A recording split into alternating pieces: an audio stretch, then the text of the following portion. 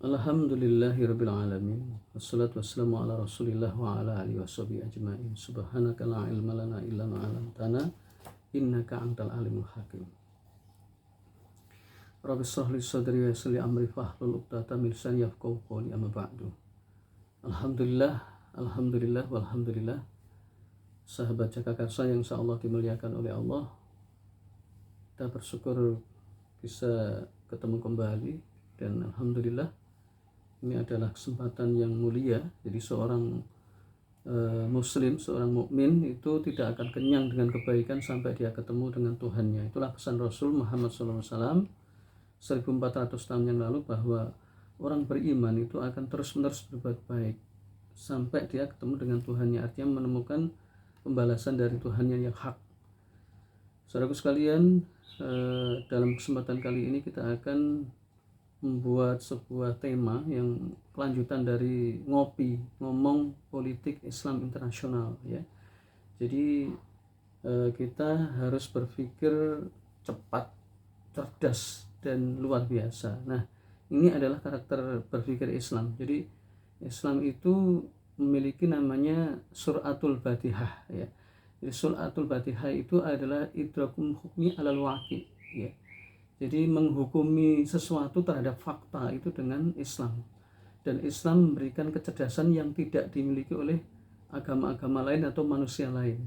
Salah satu buktinya adalah orang yang paling cerdas di muka bumi ini adalah para nabi. Ya, itulah bukti bahwa Islam itu mengajarkan kepada umatnya itu tingkat kecerdasan yang super jenius. Kalau pernah kita itu diajarkan atau dikasih tahu bahwa ada orang yang super jenius begini, sejatinya Islam lebih daripada super jenius atau lebih dari amik atau mendalam, tapi ini mustanir, cerdas, cemerlang, dan luar biasa. Bagaimana caranya? Yakni dengan memahami Al-Quran, memahami hadis, memahami sirah nabawiyah, dan memahami hayatus sahabah, ya. Saudaraku sekalian yang insya Allah dimuliakan oleh Allah, jadi pada kesempatan kali ini kita akan membuat sebuah tema namanya Kashful Khutot, Connecting the Dot, ya. Jadi Kashful Khutot itu membongkar rahasia-rahasia pemikiran jahat yang digunakan untuk menjajah umat manusia, khususnya orang-orang beriman atau orang-orang muslim, ya. Jadi ini akan saya buka simpul-simpulnya saja. Jadi karena banyak orang yang memiliki keraguan yang luar biasa. Kenapa mereka memiliki keraguan? Ya karena mereka datanya diambil dari orang-orang yang tidak benar atau sumber tidak benar. Mereka punya banyak data, tetapi data itu tidak benar.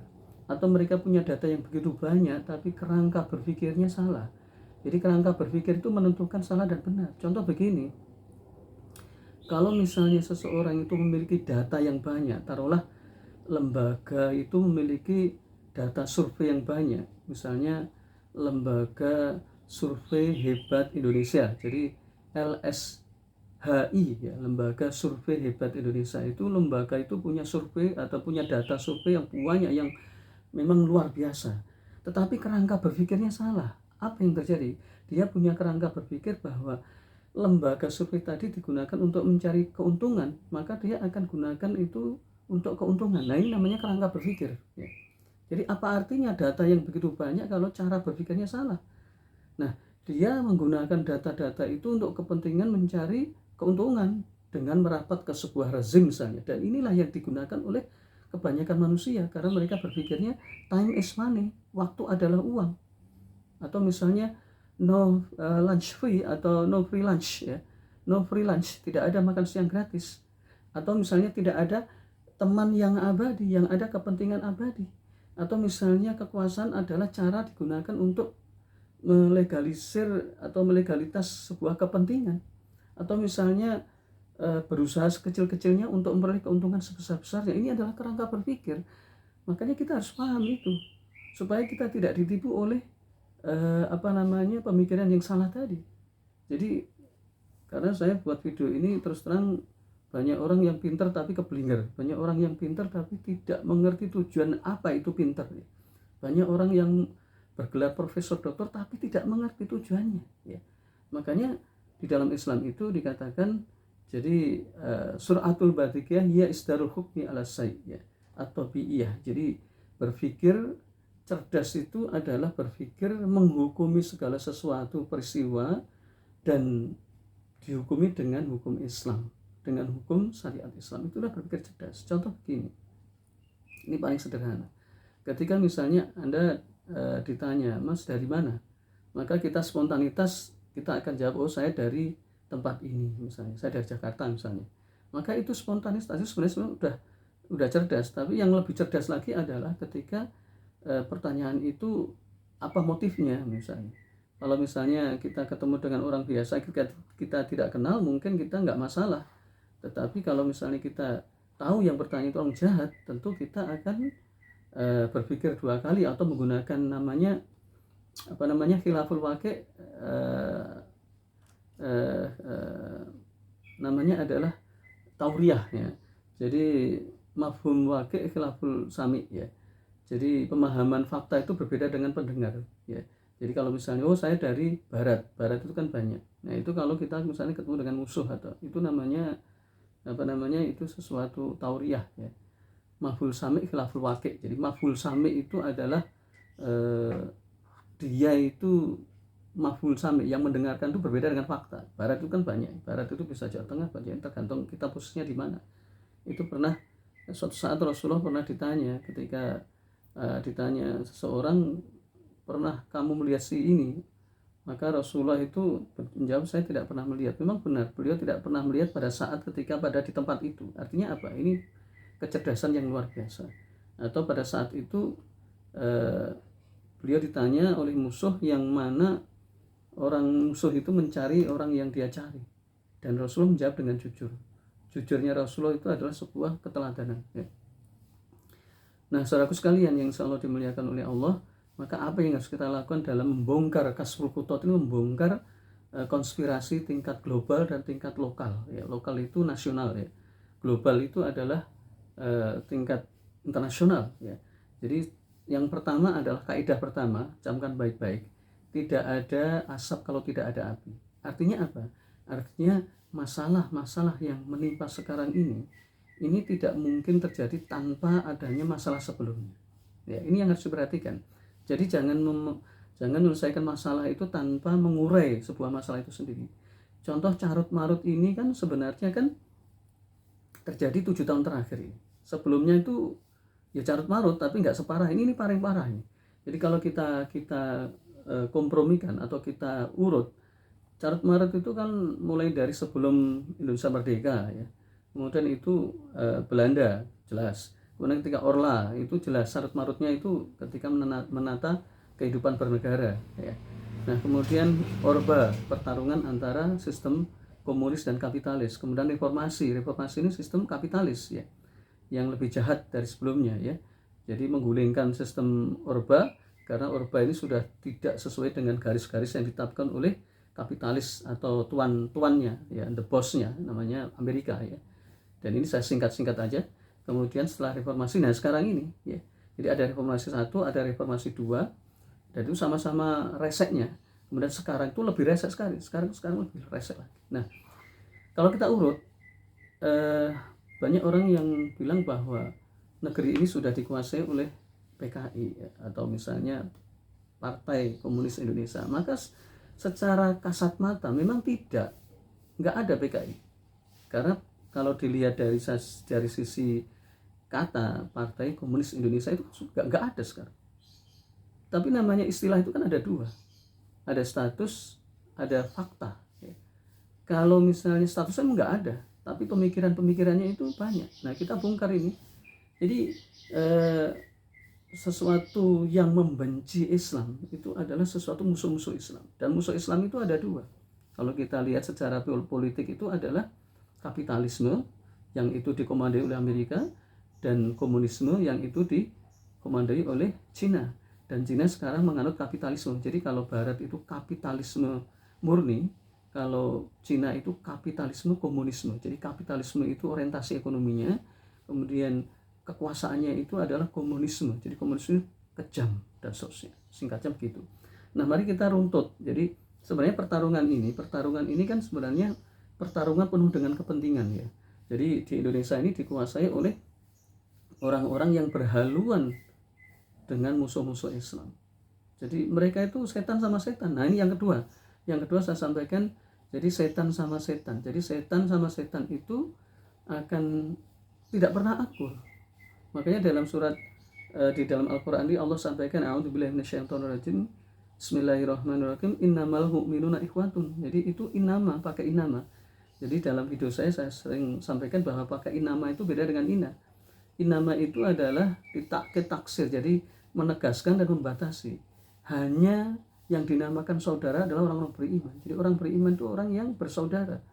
Artinya apa? Artinya kalau sekarang carut marut itu karena memang diadu domba. Ya. Jadi saya bersumpah demi Allah, wallahi tidak ada orang yang begitu kuat keimanannya kecuali orang beriman, ya. Dan tidak ada ajaran yang begitu kuat untuk menguatkan kesatuan ukhuwah sedunia kecuali Islam. Ya, ini kita sudah pelajari dari ajaran Islam sampai pengakuan orang-orang non-Islam. Jadi pengakuan orang-orang non-Islam itu menyampaikan bahwa Islam itu agama yang menyerukan kesatuan yang tidak ada tandingannya.